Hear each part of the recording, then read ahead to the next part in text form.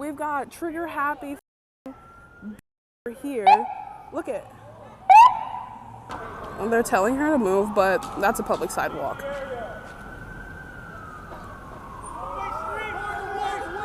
They're telling her to move. Watch, if they shoot her. Sit down. Sit down. Sit down. Where'd it get you? Really? She's not doing anything. Come on. We're moving.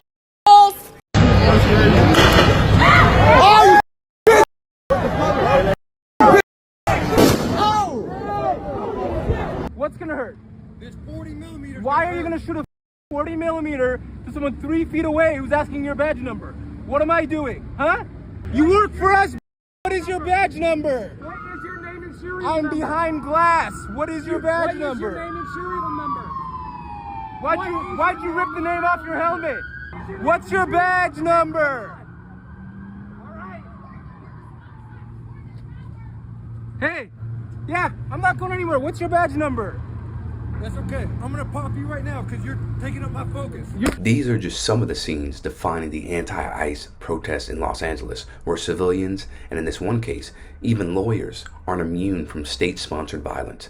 As long as communities continue sticking together to protect each other, regardless of their immigrant statuses, we're only going to see more of this type of response from local and federal law enforcement.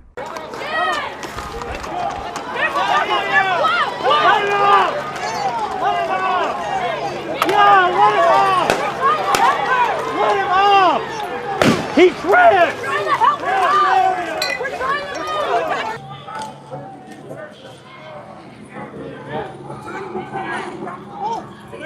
Leave the area! Leave the area! Leave the area!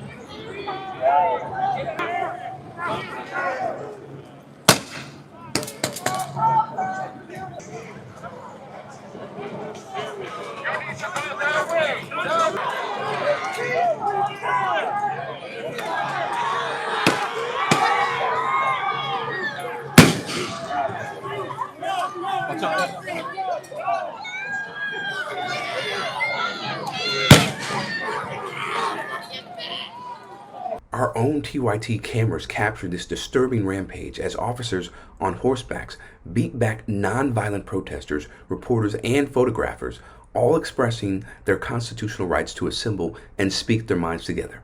The level of violence our fellow Americans are being subjected to should be completely unacceptable to anyone with an ounce of empathy for others. But as expected, you'll see the exact opposite if you tune into the right-wing media ecosystem. Honestly, my whole life I've heard people complain about traffic on the 405. Mass deportations will help solve that. And I mean, it's really like, I'm being honest. I mean, you can't bring in millions of people and act as if they have the public infrastructure for it. And look, as a nation, we have a big heart. I think that if someone's in this country and they need immediate health care, yeah, you save their life. But you cannot simultaneously have domestic generosity with unruly invasion. It is so gross for Kirk to make a joke like this, and it really reveals a key aspect of right-wing politics, stomping down on marginalized people to gain a more privileged position in society. And we're not surprised.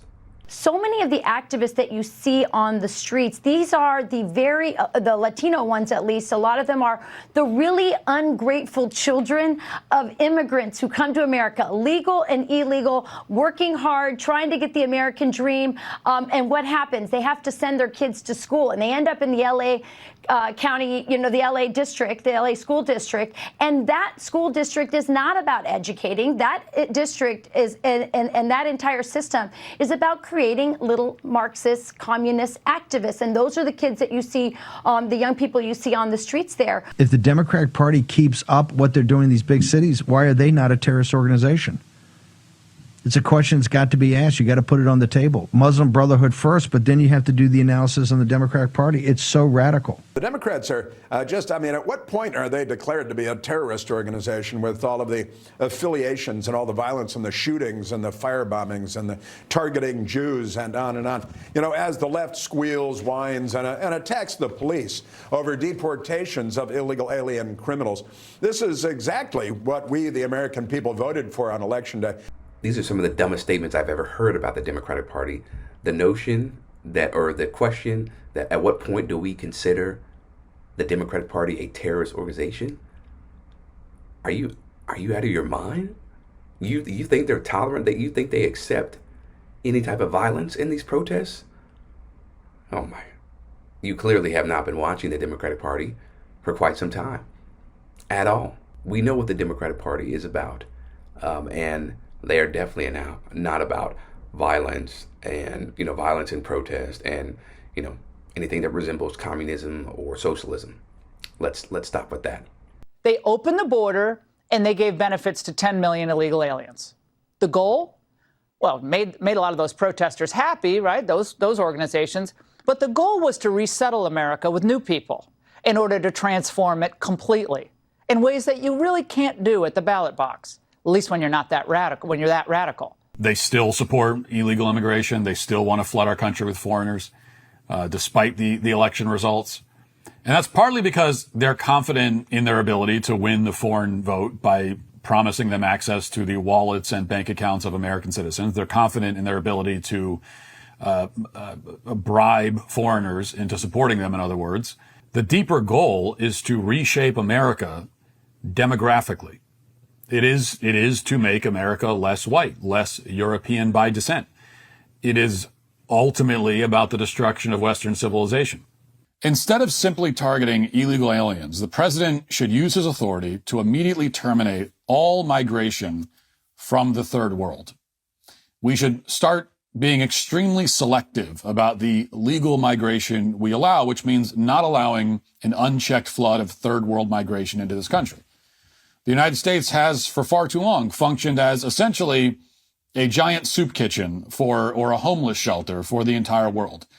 And it's not sustainable. What Walsh and Ingram just said is blatantly white supremacist great replacement theory masked by dog whistles like Western civilization, third world, resettle, and transform America. You cannot fool us, okay? We see right through all your words, all your idiocy, okay? We see all through it. All 10 million have to go.